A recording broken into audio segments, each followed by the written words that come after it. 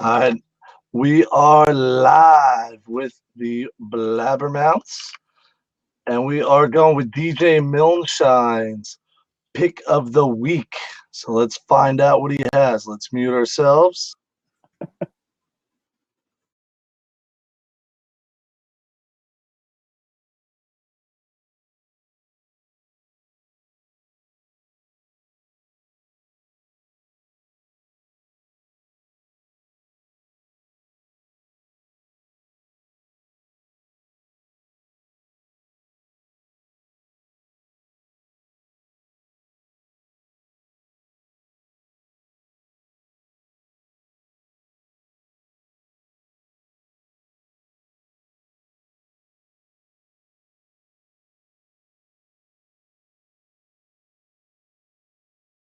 I cannot believe that's how we opened up this third blab. Just so you know, that's That DJ. was Sesame Street-esque to me. I don't know, or Romper Room or something like that. I don't know what that was, but it was. I like the beat, but Wait, don't you get the relevance? It ain't what you do; it's the way that you do it. I do, but it was very like, yes, but at a Sesame Street level, and that's what it sounded like. I don't know. Jason Mraz should have been up there, like playing guitar or something in the background. We've gone from Prince to Bananarama in 1 week. Justin, kick us off, man. Right now, Andy Vasily is getting so mad at us. We're tightening it up this week. Tightening it up. And that's how we open it. All right. So let's start our introductions by order of importance. Mr. Laveau, why don't you tell us what's going on? Morning, everyone. My name is Adam Laveau. I am AD and K through 12P teacher here in the Middle East, and it is now 5:30 in the morning. So, morning, everyone. Morning, sir. Nick, you're up next. Alrighty, I'm Nick Enlick. I am a K-6 health and phys ed teacher in York, Pennsylvania. Andy, do us the honor, sir. Andy, I need a haircut. Andy Milne, originally from London, England, now in the northwest suburbs of Chicago, teaching health and doing a good job of it right now. Would you like to tell us the great news over there, Mr. Milne? What did you find out recently? Okay, last week I found out that I was this year's Illinois Health Teacher of the Year, following in some very big footsteps. That is absolutely fantastic. Congratulations to you. Thank you. And last and certainly least, my name is Justin Schleider. I am the Physical Education Department Chairperson, the Health Education Department Chairperson, and co-technology teacher, also co-owner of that dollhouse right there that brings plenty of joy to everyone every week. Yes. All right. With no further ado, we are here to talk this week about SAMR. So last week we did our whole thing on, what did we do last week, Mr. Laveau? Anybody here? T-Pack. Come on, you couldn't remember over there? So there we go. Tupac T-Pack. I was muted. I couldn't get back on. There we go. And Christy Kate came on and showed us and schooled us, basically saved our whole episode. So again, thank you, Christy Kate. So this week we have SAMR. So for our SAMR, we're going to have a little quick little video right here. This is a 2-minute video. So this time we're going to say Health Teacher of the Year. You are out of here. Make sure we mute ourselves. And here we go with a quick video on what SAMR is.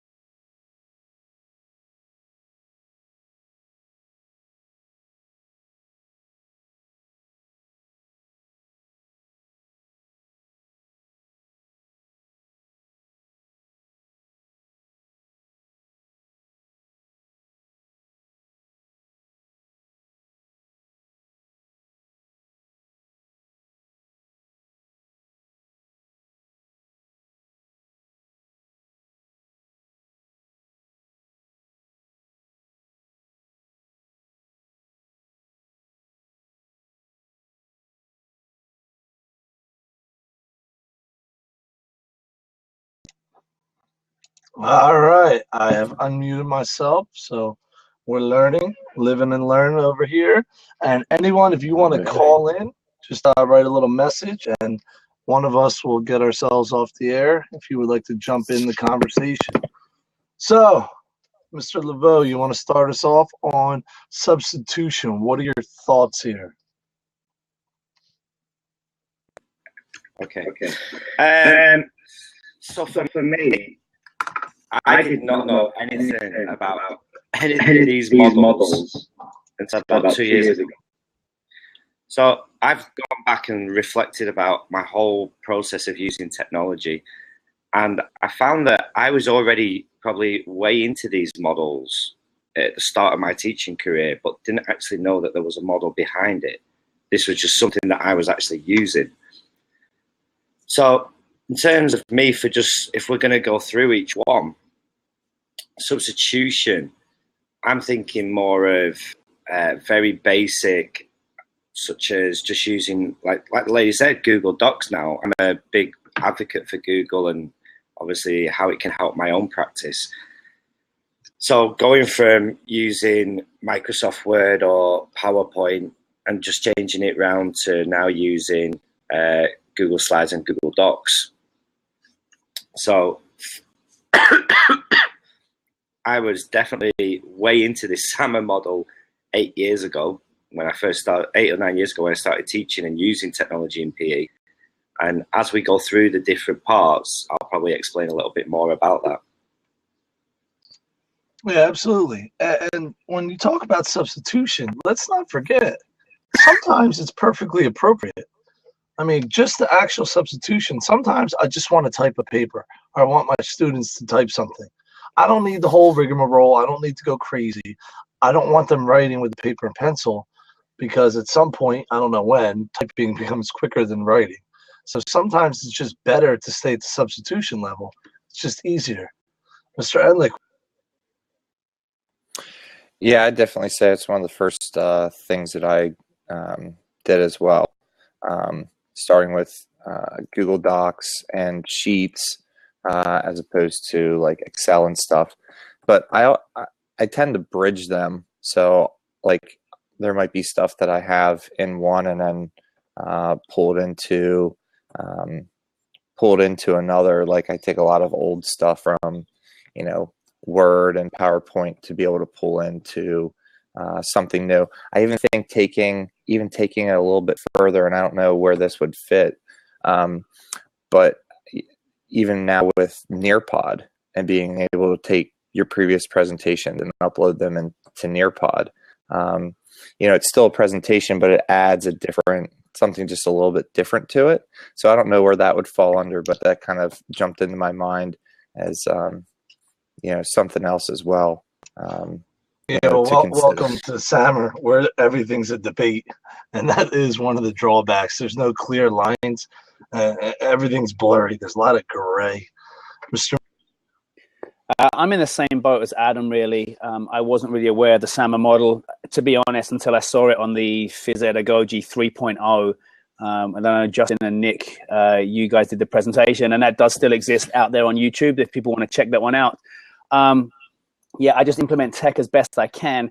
One thing I'll say about the substitution kind of stage on SAMR is if you're a teacher who's just nervous about technology in general and just the thought of implementing technology is so scary because you've seen all the great examples of transformative tech use, substitution is like the way in which you can dip your toe into the water and make that first move. I mean, substitution is so simple now. So if you're a teacher that's just nervous about using technology, substitution is the go-to. So for me, my example, and throughout the evening, I'm going to talk about how I use podcasting.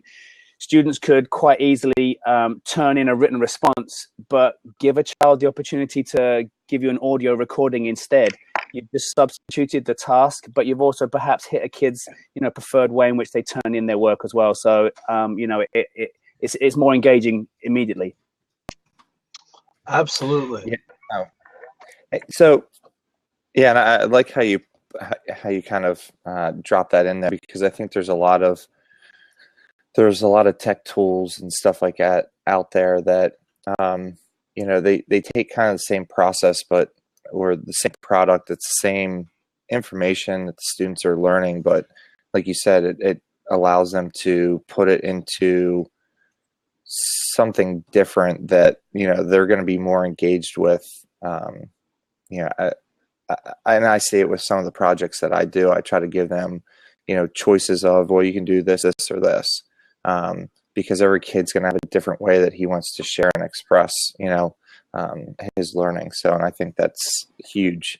And I think this model allows you to kind of look at those different stages of how to do that and kind of to help you plan it out as well.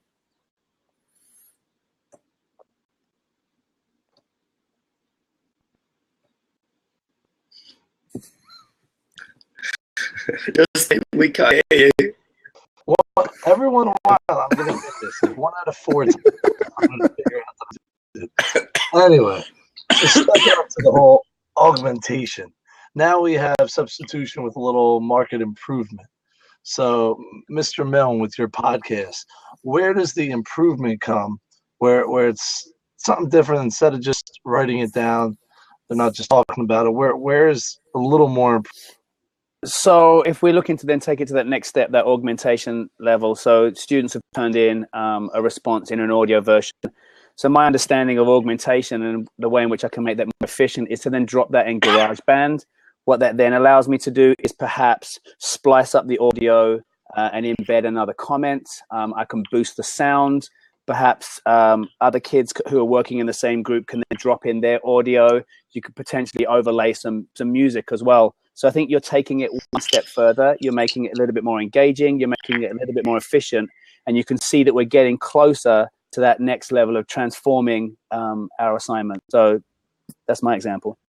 Nice. Nick? Yeah, so, and again, right now I had my 4th grade students. We were just wrapping up our tobacco unit. So in the past, I've given them like poster board and whatever, and they had to make like this anti-smoking ad. This year I decided to do it within Google Slides. So they were able to go through within Google Slides, get the images, take the content that we had from our Nearpod presentations, from different resources, and be able to create that anti-smoking ad. And then from there, I created a slideshow, and the students then had to copy their individual slide and put it into the class slideshow. So then I'll be able to share that class slideshow out. And then the last piece of it is I've been using Seesaw all year as a student portfolio tool. So they're also dropping their anti-smoking ad into Seesaw, which I know I'm getting a little ahead of myself here. But that also then shares it with parents and everything else, and other people can then actually see their work that they're doing. Adam, with your V-neck over there? I can always ask for fashion advice off you, Justin. I'm so glad that you're there for me as a fashion guru sat there in your doll's house. So it's all good. Well, when I was teaching in the UK, I was actually further education lecturer. So I was working with what you guys call high school, so 16 to 19-year-olds. And I was working on something that they call the BTEC level 3, which was the equivalent to A levels. And when I first went in, I was there as the practical sport lecturer. And looking at the assignment, it was all paper-based portfolio stuff. So at the end of the year, they would collect all this evidence, and then they would hand in a file. And no word of a lie, each student would hand a file about this thick in. And I looked at it, I was like, whoa, this is not happening again. I was like, because it just, in terms of workload. So what I started to do is, when I first took over, is, I don't know if any of you remember the old flip cameras, but I brought about 8 flip cameras, and I had them with tripods set up in different places around the gym, and they would be recording evidence. So for example, if it was trampolining, the tripods would be set up around the trampolines at different angles, and then they had to film. They used like a little whiteboard that actually showed the name of the student and what routine they were doing, which routine they'd learned, and then they would film the routine for trampolining. I would then take these flip cameras and put them on a network drive in Windows, and then they would be able to take their video files, and then what they'd be able to do is then take screenshots and put them into a PowerPoint. So I was then using the technology to obviously go from collecting all this written data, and now from these screenshots, they would then be drawing on them, putting like green arrows, red arrows, like positive and areas for improvement on their technique. So I'm going to stop there because I'm going to wait until we go further on and carry on with that example as we work on through the different parts of SAMR model. Sure. Hey, Adam, I got a question for you. So based upon your process that you went through, are you now able to substitute technology or augment technology to do the same thing, but far faster and easier? Because I mean, you're talking like taking this to this to this to this and all these different things that you were doing before. So how has technology now enabled you to make that a more efficient process?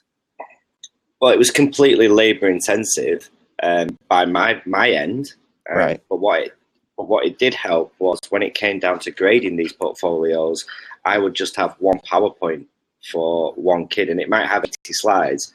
But for me personally, I would prefer to grade an 80-slide presentation than a piece of paper, a file this thick with loads of papers in. For sure.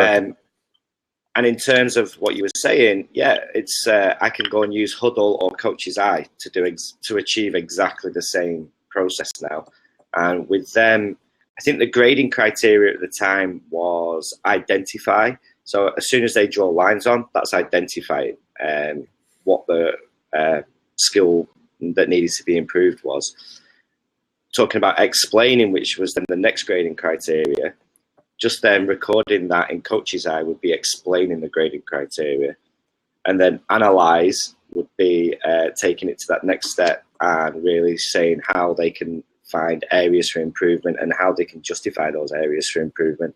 And that could all be done within the app, recorded, and that could be then their evidence. Right. Yeah, it just made me think how you're talking about that was, back in the day with the old flip phones, flip cameras. So that was multiple steps to get to that augmentation level, whereas now I guess the technology exists so you can do the same thing but just through substitution. So I hadn't thought about that multiple steps then are now just straight substitution. So it shows as rigid as the SAMR model can be, it's also extremely flexible at the same time. Yeah, that's one of the big parts about substituting new technology for old technology. Right there, and streamline and save you time, which, as Jared loves to say, that's one of the reasons why we should be using it. All right, so next up on our list, we have modification, where tech is allowing for significant task redesign. And I think for me, this is where it's taken my teaching to the next level, because now my assignments aren't for me. They're not having the students prove to me that they're mastering the standards. Now it's proving to them or their families and their families that, hey, we're mastering the standard. Here's video showing us how, showing us really the why behind it as well when we work on our reflection. So who wants to jump in with the modification? Yeah, me definitely. I like to use the term bridging the gap. So we're bridging the gap from the four walls of our classroom out and beyond. Which is great, and we all say this: if a student turns in a great piece of work, it deserves multiple eyes. Everybody needs to see it. It shouldn't just be me, the teacher, grade it, give it back to the student, and then he, looks at it and throws it in the garbage can. We're bridging the gap and we're taking it out. And another really crucial fact about this modification stage is that it makes our classroom more transparent as well. I have nothing to hide in my classroom, and I would happily teach with glass walls. Everybody should be able to see what's going on in my classroom because I'm proud of what I do and I'm proud of what my kids do as well. So it keeps me on my game. And for me, with my podcasting example, once we've chopped it together in GarageBand, we'll upload it to SoundCloud. Once you hit SoundCloud, well, then the world is your audience. So grandparents in Florida can listen to it. The kids are listening to it on their iPod when they're traveling to a volleyball game. And then that opens up the opportunity for you to get feedback. So now Nick's kids, on the East Coast can listen to my kids talking and then start to bounce ideas and then volunteer to sign up for the next podcast as well. So, I love making that step, bridging the gap. Nick, you want to That's go a next? great point. Yeah, so I mean, for me, and I said it previously, but for me, the biggest thing this year is being able to incorporate Seesaw. That has really allowed me to, in one single place, get that, not just for students to show, all right, here's what I can do, but I even have them go back in and kind of like with BAM video delay, which I still use, but even so, they can go back and they can watch their previous performance. And I've attached Google Forms so they can do self-assessments of their performance that they post. I leave them feedback on their videos, on anything that they've put in there. And then they're able to take that information and use it the next class to be like, oh, well, I need to work on X, Y, and Z. So it's been a huge tool for me this year, and it's allowed me to, I think, hit all four. I think all four areas within SAMR. It's a great tool that way. And then the last thing, I like Justin. I think you and Andy both were talking about, a little bit with giving students different opportunities to showcase and share what they're doing and what they're learning. I've tried to incorporate more reflection this year as well, which Seesaw allows me to do, but my 5th and 6th graders had jump rope and exercise routines that they just finished creating. And I paired with our technology teacher, and we are one-to-one with iPad minis, and they took that and we just got some green screen equipment. And so they started to create iMovies of their jump rope and exercise routines. So when they performed the routine in class, we had all 2, 3, 4 iPads set up. I had my GoPro mounted off the basketball hoop, so it gave an overhead aerial view of their routine. And then we dumped all the videos into one spot, and the kids could splice and edit those videos however they wanted. But the one piece that I added was the reflection piece at the end. I gave them 7 questions, and they got in front of the green screen and they used TouchCast to interview each other. So they did a sit-down interview as their reflection piece to add as part of their iMovie. So those should be coming up here pretty soon. So I can't wait to be able to then share those out with everybody. And I think that's a huge point Andy, you made, was knocking down those walls and getting them out past their comfort zone. There could have been a walking interview right there. Interviews on the move. Although it'd probably get a little busy when you're watching that on video. Mr. I think I really just touched on it before about how I've changed it from now using Coach's Eye and Huddle to basically doing the same job of the idea before. But I think a lot of us, people that use technology, like I said, I didn't know anything really about these models until 2 years ago when I joined the district that I'm in. And the district are all about SAMR model, SAMR model, SAMR model. And that made me obviously reflect on the technology that I just naturally used within phys ed, and how is that related to student learning? Because at the end of the day, technology has got to be meaningful. And that really helped me to reflect on my own practice and is this technology meaningful? But if we start to look at the modification, how have I really changed? Is just using things that I couldn't really use before. And like what Nick was saying, like trying new things out. Sometimes they'll work, sometimes they won't work. And I'd never really used a green screen before. And I had a little try letting the kids review after a basketball unit. But talking about your review before, Nick, and you're using Seesaw, when they're doing their reflections within Seesaw, can you like pose the question, or do you have to just give them the question, like typed? No, I mean, I can record myself and I can do a video posing the question. I can type the question. Yeah, you can do it. Put a link to something. Put a Take a link. photo of it. There's a billion Yeah. ways. So pictures, notes, videos, audio could just be, I think you can even audio caption. So it could be a picture and then you do an audio caption or a text caption underneath the picture. So there's tons of ways. It's very flexible. Nice. Because I've not actually used it myself. I did have a little play around with Swivel, which I know is quite similar. What I did like about Swivel is that the question, you pose the question and then you just send it out to all the iPads. So I had 4 stations and the question would come up and the kids liked it because it was like a selfie. So I called it the selfie station and they literally recorded their answer to the question that came up on the iPad screen.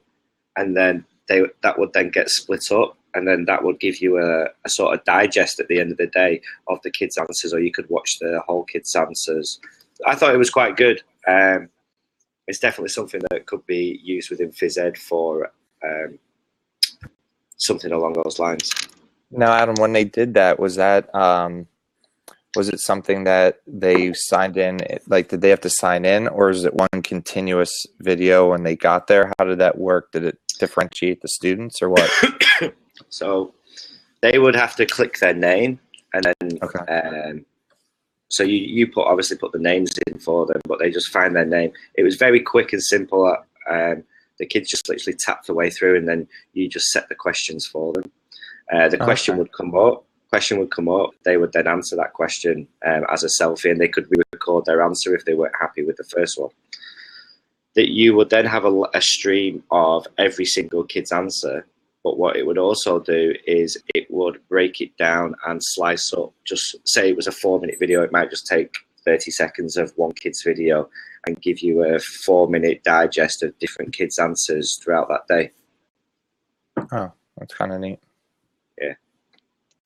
And again, when we talk about the modification, that's where I think the authentic audience comes in. Where like Andy said, we're reaching outside of our classroom. All right, now comes the big one. The home run, if you will, the redefinition. So how are we using tech in ways that were never possible before? And one of the easiest ones to hit right off the bat is the band video delay. I mean, that is next level. It's not very difficult. Before technology, you can never see yourself doing whatever. And you can only get so many times you're dropping your elbow, you're stepping this way, your foot's curve that way, whatever it is. It's very hard when people are giving you feedback. Then suddenly you see it and you go, oh, that's what I'm doing wrong. Or right there is where I developed a hitch in my swing, or I don't know, whatever Andy used to do for netball over there. So again, well, he was starting captain of the netball team. That's good stuff right there.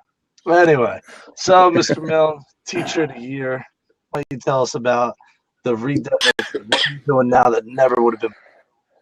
I think my biggest success when it comes to that redefinition is an international podcast that I actually got together with Adam and a couple of other teachers globally.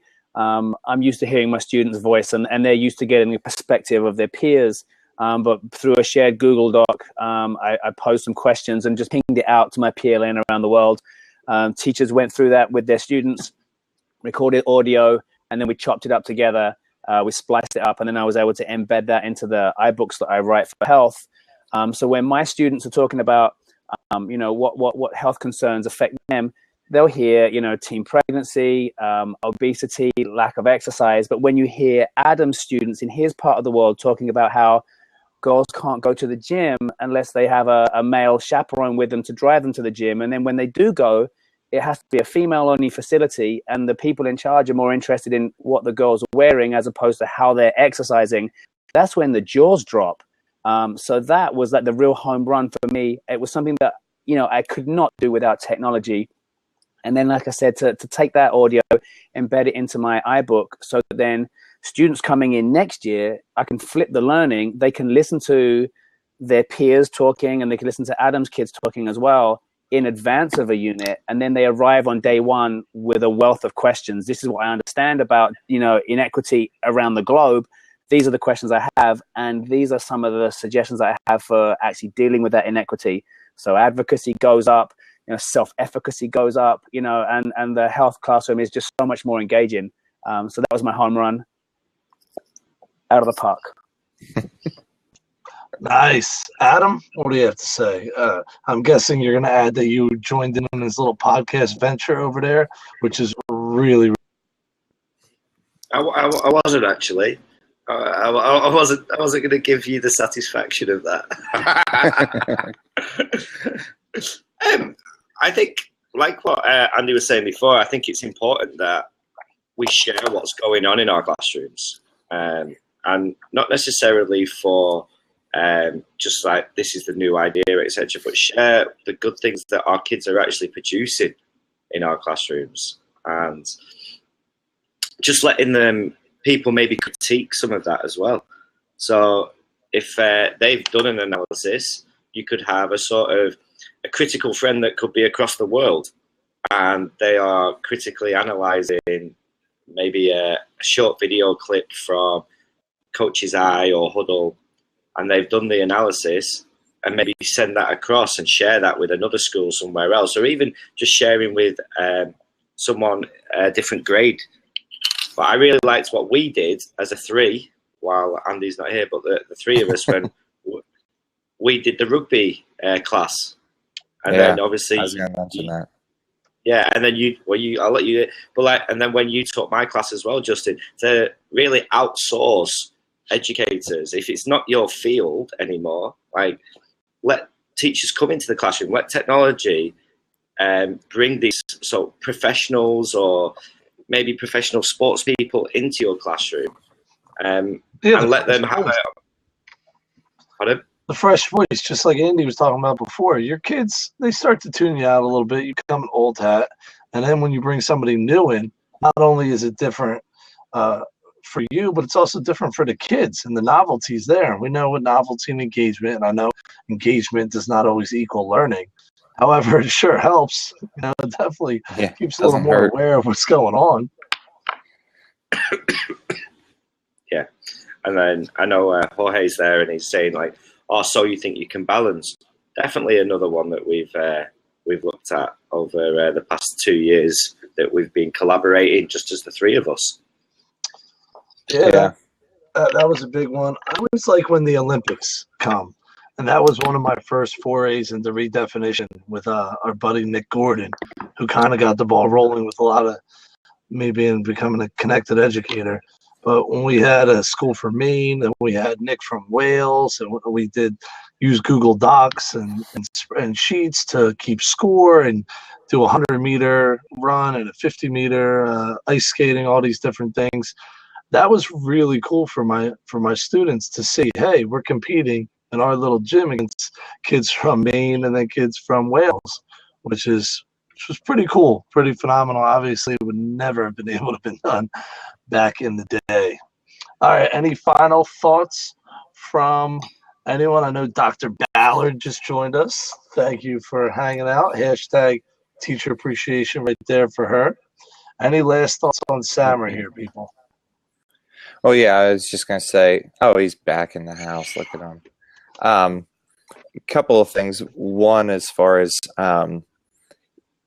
like, and Adam was saying, the projects that we worked on, we couldn't have done without this. I mean, Adam, you're, 7-8 hours ahead of us, however many thousands of miles away, and to be able to collaborate and create a project, like, so you think you can balance, or even presenting together at the PE Institute, that was all done, via technology. We couldn't have done it otherwise. So, I mean, those were huge ones. I was unable to make it to the Shape America conference, but I was able to, via technology, virtually appear in and join Jorge and Naomi and Colin doing augmented reality.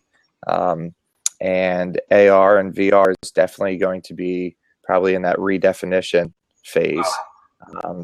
Being able to tie in, whether it's Google Expedition their whatever stuff that they have. I know Jorge has and uses a little bit of that.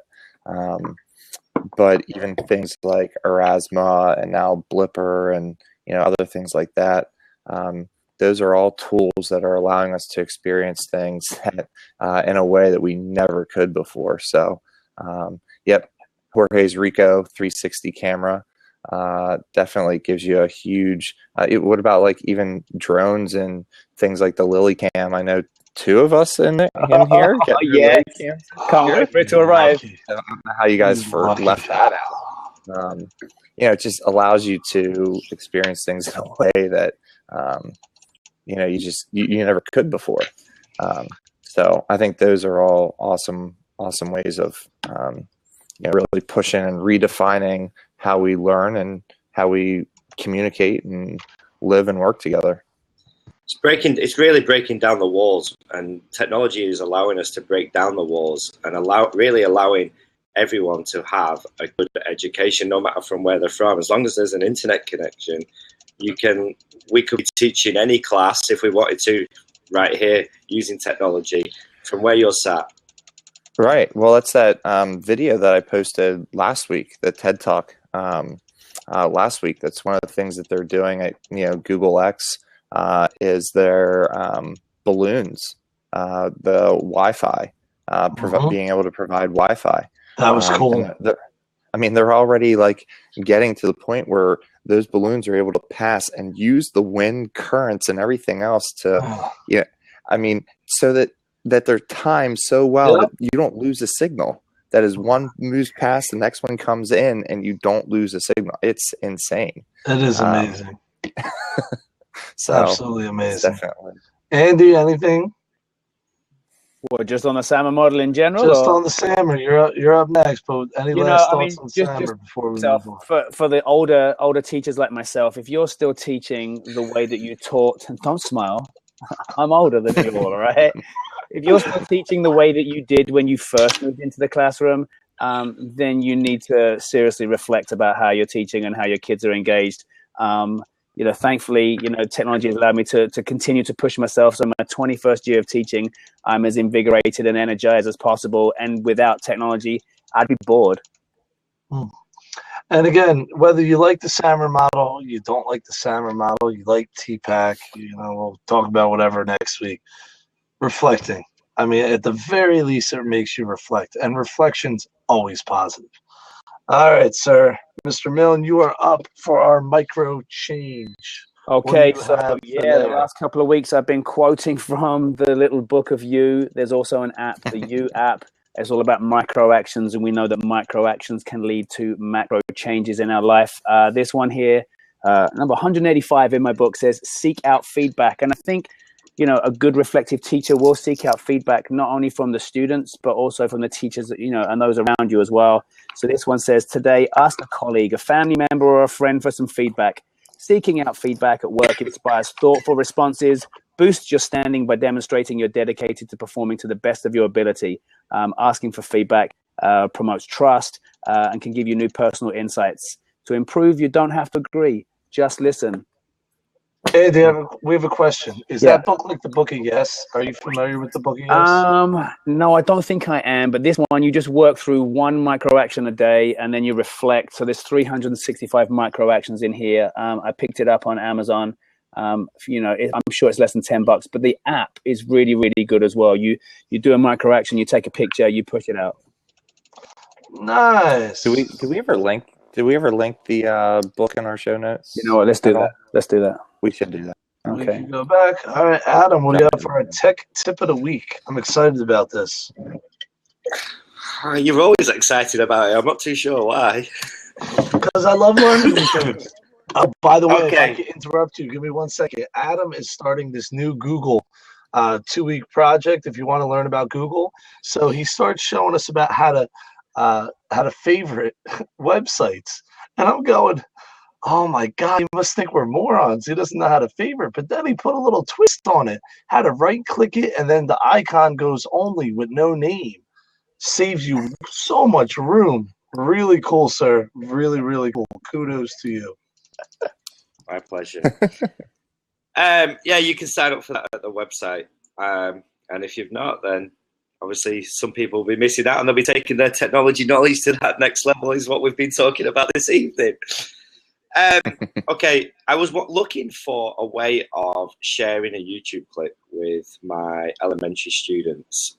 And I think the biggest thing for me is when you share a YouTube clip straight from YouTube, you get the comments in there, you get all the associated videos that come up, play this next, and that will play automatically.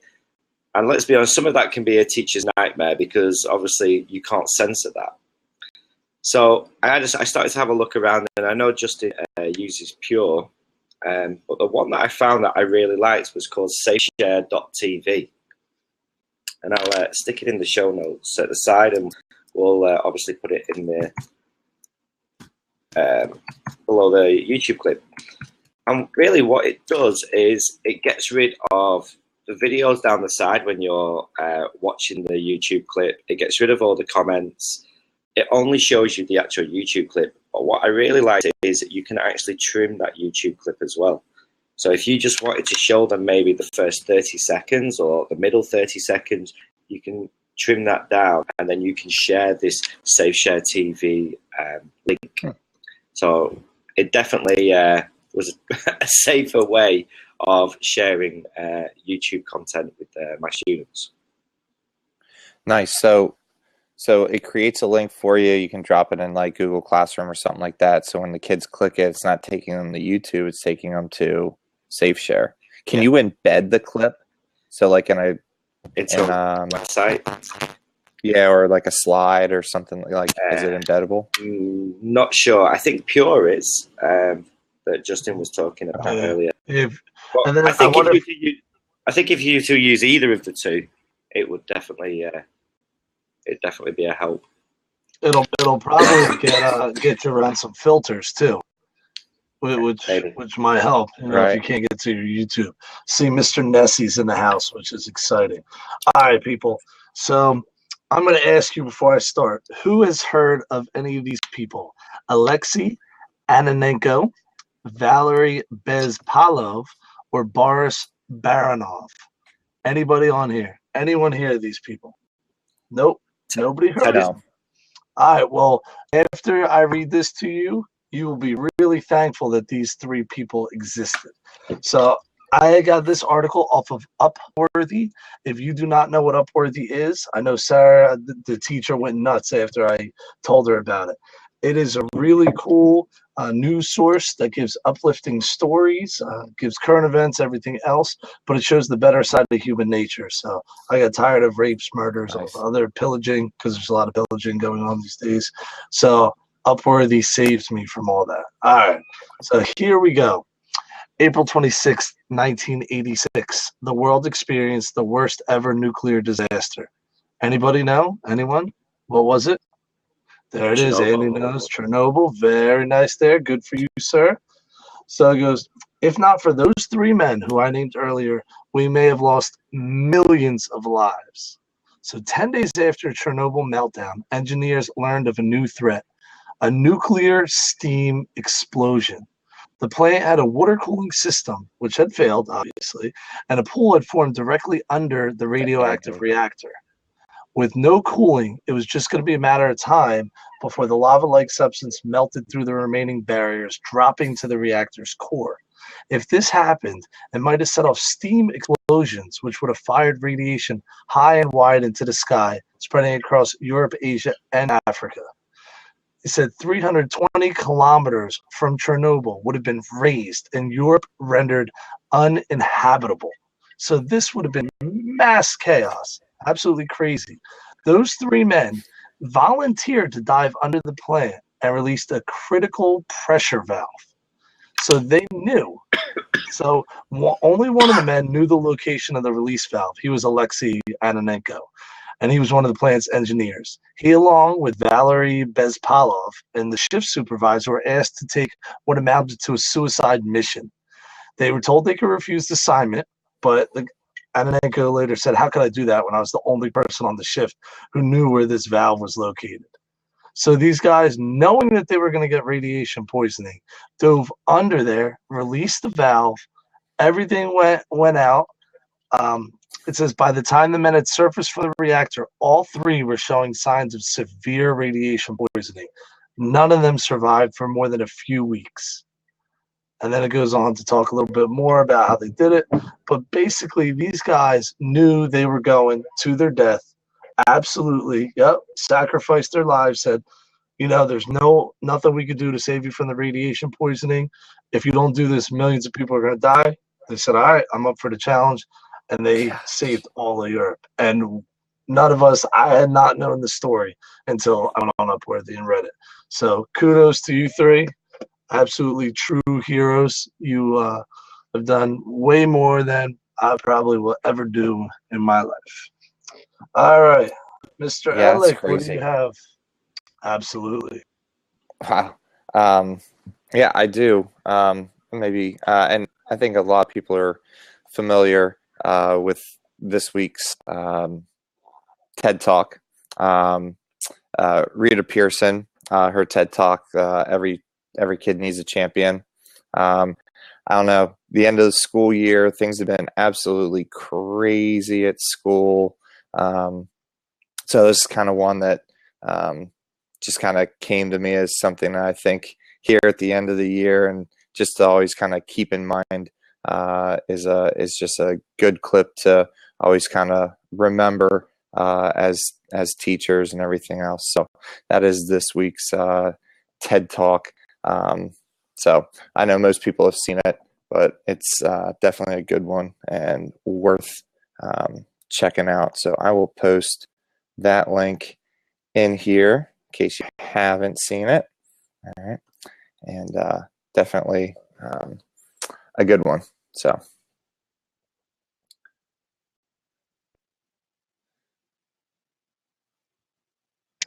Twice, 2 out of like 10 though. That was pretty good. Mr. Milne, closing not bad. Okay, closing comments. It's Teacher Appreciation Week, obviously. So to all those teachers in my PLN and anybody tuned in late tonight, I appreciate you. Look around your coworkers and at least let your coworkers know that you appreciate them. And if you want to take it to that next level, why don't you contact somebody who taught you when you were younger and impacted you as an individual? I appreciate that might be a bit of a stretch. They might not be around on social media. Obviously, those who taught me probably aren't even alive. But if you can reach out to them, let them know how much they meant to you. All right, Nick. Yeah, I mean, follow up Andy there. Definitely thanks for everyone for joining us here tonight to start their week, listening us blab on this week on SAMR, but every week. We appreciate it. It's amazing for me to, see everybody join us here. So thank you for that and taking time out of your busy schedules to spend a little bit of time with the four of us. So I don't know what you get out of it, but hopefully at least a little entertainment on a Monday. Adam? Yeah, just to echo the comments, and I'm going to go and get some, I think it was honey, someone said, with something else to try and get rid of this cough. Yeah, there we go, Andy. And I'm going to go enjoy this 40 degrees of heat today as the sun starts to rise. And that's Celsius, not Fahrenheit. As I say, so the only person that knows what that actually is probably Andy. Yeah. All right, everybody else is probably like 40's cold. What are you talking about? Yeah. That's what, 90s, pushing 100? It's over. Double it, and is add it over 100? Double it and add 30. That's what you do. Double it. And there it is. 110. Look at Jimmy, 120. All right. Well, for my final thoughts, the same as every other week. Thank everybody who spends even 30 seconds listening to us blab on. I know Val and Jorge and Shelly and a ton of other people were on here giving us love. Dr. Dorian, and a lot of love to DC 420. And again, we appreciate your time because that is our most precious commodity. The fact that you come out here, we appreciate it. So thank you very much. And have a good evening. Hey, and if anybody ever has any suggestions, things that they are looking for, please hit us up. Let us know. Show ideas, anything. If you want to see more of Adam's chest there, we can make that happen. ladies. We were tight right up to there. All right. we were. Have a good evening.